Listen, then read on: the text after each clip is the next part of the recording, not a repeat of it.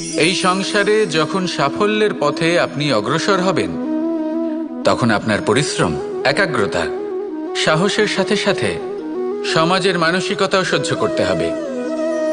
প্রত্যেক ব্যক্তি কিছু না কিছু ভাবেন, কিছু না কিছু বলেন। কিছু মানুষ এমন আছেন যারা ভাববেন যে আপনি কিছুই করতে পারবেন না, তারা আপনার নিন্দা করবেন। আর এই নিন্দার কথা ভেবেই আমরা ভয়ভীত হয়ে পড়ি। সেই কারণে নিজেদের আশা, নিজেদের বিশ্বাস হারিয়ে ফেলি।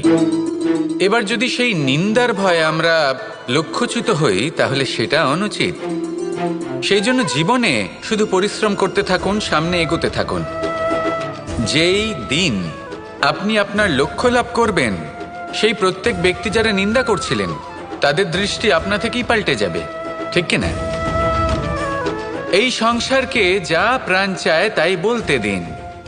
যদি আপনি কারোর কথা